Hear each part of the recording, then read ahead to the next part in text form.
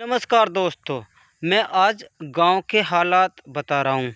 इस वीडियो को आप गौर से सुनिए और पूरा देखियो, तब पता लगेगा कि आप यह सरकार इतनी आंख मूंद कर बैठी है कि गांव में जो हालात है उनका जिक्र कर रहा हूं, उसमें 70% बिल्कुल सच है। और जो 30% लोग वो जो अच्छे प्रधान हैं उनके गांव की बात नहीं, जो ईमानदार उनके लिए मेरा कोई विरोध नहीं, कोई उनके बारे में कोई गलत बात नहीं। तो मैं बताना चाहता हूं कि गांव में जो शौचालय बने हुए हैं और जो मनरेगा की योजना चल रही है उसमें इतनी धांधलेबाजी चल रही है कि इतनी धांधलेबाजी चल रही है कि शौचालय का ताला लगाए हुए है और उसकी बराबर तनख्वाह दी जा रही है। ना तो शौचालय की सफाई हो रही है और ना शौचालय का कोई इस्तेमाल हो रहा है, उसका ताला लगा रखे हैं, ना उसमें कोई इस्तेमाल करता है और बराबर महीने की सैलरी दी जा रही है। तो जो गांव का प्रधान होता है वह इसकी सैलरी बराबर उस व्यक्ति को दे रहा है कि दर्शा रहा है कि इसका शौचालय का बराबर प्रयोग हो रहा है। दूसरी तरफ जो मनरेगा योजना है जिसमें ग्रामवासियों को जो बेरोजगार है 100 दिन का 1 साल में रोजगार देना सरकार की तरफ तय है, उसमें फर्जी तरीके से जॉब कार्ड बना दिए जाते हैं। और प्रधान ने इतना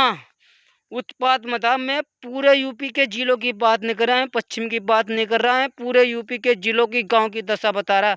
प्रधानों ने जो ऐसी सेटिंग कर रखी है भाई सेक्रेटरी से भी मिलकर और उससे मिलकर कि भाई जितना पैसा होगा वह खुद स्वयं ही गपन कर रहे। गांव के लोग प्रधान के खिलाफ नहीं बोल पा रहे कि भाई हमें गांव में रहना। भाई गांव में रहेगा, अगर हमने गांव के खिलाफ कोई प्रधान के खिलाफ कोई आवाज़ उठा दी तो भाई ये गांव प्रधान है वह दुश्मनी हो जाएगी और वह दुश्मनी पता नहीं कब तक चलेगी या वो नुकसान पहुंचा सकता है। और जो भी गांव का आदमी यह बात जो जिला लेवल पर उठा देता है और उसकी शिकायत डीएम को कर देता है और जो उसके खिलाफ जैसे ही प्रधान खिलाफ कोई शिकायत जाती है तो जितने भी प्रधानों ग्रुप है सारे ग्रुप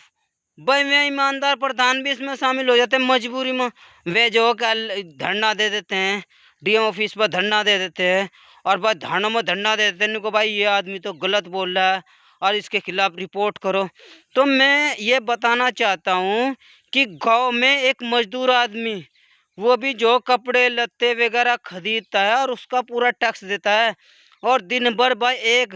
गरीब आदमी घास काट कर गन्ना छोल कर और जब वो जो कपड़ा लेने जाता है उसका टैक्स देता है, उनका 1-2 रुपया टैक्स जमा कर सरकार और उस विकास कार्य को करवाती है। लेकिन अगर ऐसा ही चलता रहा तो मैं सरकार से राज्य सरकार से निवेदन करना चाह रहा हूँ कि ये शौचालयों की और मनरेगा के इनकी गहनता जांच होनी चाहिए। जांच जो एक जिले के दूसरे जिले में अधिकारी आने चाहिए ताकि वही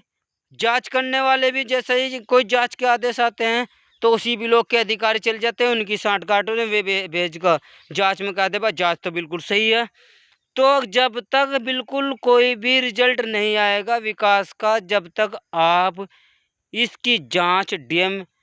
द्वारा नहीं करवाओगे तो मैं इस मुख्यमंत्री को कह रहा जी, अगर आपको सुबह की कमान थामनी है और आप बढ़िया शासन करना चाहते हैं, लोगों की नज़रों में कहते हैं भाई ऐसा शासन कभी नहीं आया, तो ऐसी इन सभी ग्राम प्रधानों की जांच करवाए। जो सही है उसे जो सही रहने, जो गलत है ना उन गलत को रोको और रोकने के बाद उसमें विकास के जो भी कमियां उन्हें दूर करवाओ ताकि जो है डर का और जो काम जो भी पैसा ऊपर से गांव विकास के लिए उसको गांव के विकास के लिए काम में ला सके। और मेरा यही अनुरोध है भाई, मैं किसी के विकास में बाधा नहीं डालता, मैं तो गांव का विकास चाहता हूं और वो विकास तेज गति से हो, जितना ऊपर से पैसा हो वो गांव के विकास के लिए आ रहा है उसे गांव के विकास के लिए लगना चाहिए। बस मेरी आपसे यही प्रार्थना है। वीडियो को पूरा देखना। जय हिंद, जय भारत, जय रविदास और जय माँ बाप।